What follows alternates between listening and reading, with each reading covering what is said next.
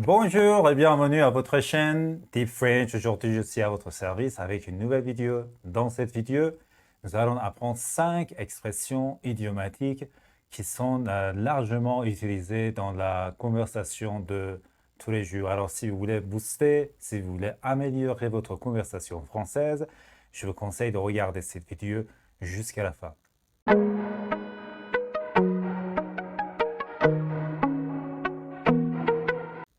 La première expression idiomatique, c'est retirer une épine du pied. Retirer une épine du pied. D'abord, je vais expliquer en fait la signification littérale, notamment retirer, c'est-à-dire sortir. Une épine, vous savez, c'est le piquant, par exemple, d'une plante ou d'une fleur, par exemple, les piquants d'un rosier, par exemple.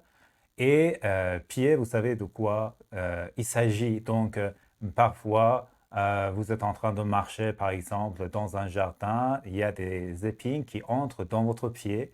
Donc, dans ce cas-là, vous aurez du mal à marcher, à continuer à marcher. Mais au sens figuré, cela veut dire que vous êtes tombé dans une situation difficile. Alors, quelqu'un vient vous aider pour vous libérer de cet embarras, c'est-à-dire de résoudre ce problème pour vous. Il va vous aider en fait à surmonter cet obstacle. Dans ce cas-là, vous dites que vous avez retiré une épine du pied. Merci monsieur, merci madame. Vous avez retiré une grande épine du pied.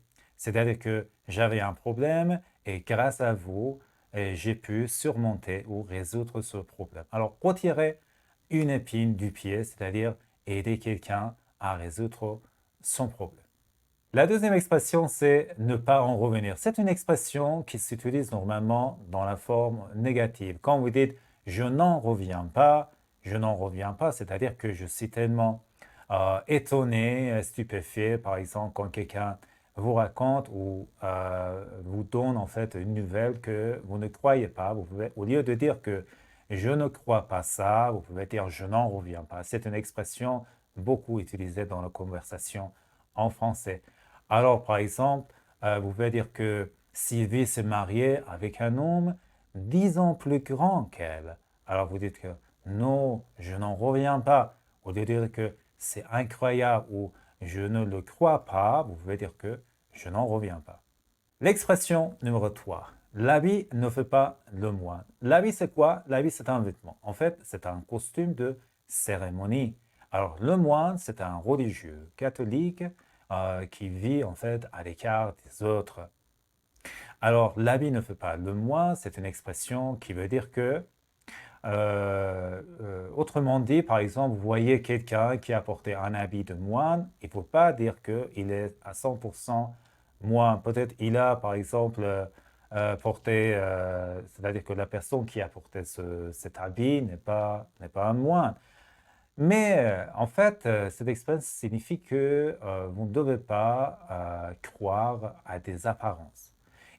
Parce que les apparences peuvent parfois être très trompeuses. Il ne faut pas juger les gens d'après leur apparence. Par exemple, on peut dire que euh, telle ou telle personne, ou par exemple, il est intelligent, il est très courageux, il est, par exemple, très gentil, mais la vie ne fait pas le moins. C'est-à-dire qu'il ne faut pas se tromper. Parfois, vous pensez qu'apparemment, il est courageux, mais au fond, il est une personne tout à fait porose. Alors, l'expression la vie ne fait pas le moins, c'est-à-dire que il faut veiller à des apparences. Il ne faut pas faire confiance à des apparences parce qu'elles peuvent être trompeuses. L'expression numéro 4, avoir les dents longues. Normalement, traditionnellement, la dent, ça a été en fait le symbole de la convoitise, de l'ambition, de l'avidité. Alors, quelqu'un qui a les dents longues, c'est-à-dire quelqu'un qui est très, très ambitieux ou avide. Par exemple, je peux dire que je n'ai jamais eu les dents longues, c'est pourquoi je n'ai pas gagné beaucoup d'argent durant ma vie. Je n'ai jamais en fait eu les dents longues, c'est-à-dire que je n'ai jamais été ambitieux. Je n'ai jamais cherché à arrondir une grande somme d'argent, à me faire une fortune, à devenir riche tout simplement. C'est pourquoi j'ai pas gagné assez d'argent dans ma vie.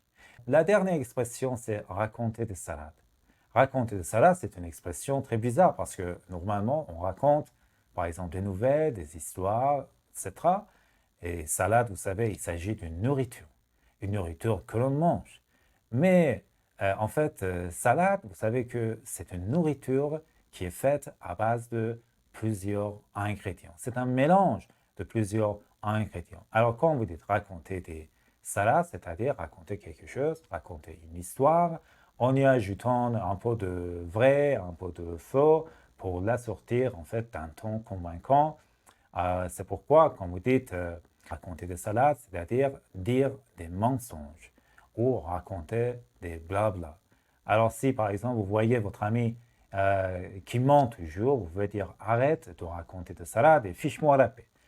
Fiche-moi la paix, ce n'est pas une bonne expression, ce n'est pas une expression très polie, mais normalement on peut l'utiliser avec les personnes avec qui nous sommes très intimes. Par exemple, un grand ami, un très ancien collègue. Alors, c'est la cinquième expression. J'espère que vous allez en fait regarder cette vidéo plusieurs fois. Vous allez la partager avec vos amis et liker cette vidéo si ça vous a plu et mettez votre commentaire. Je vous dis au revoir à la prochaine vidéo. Bonne chance.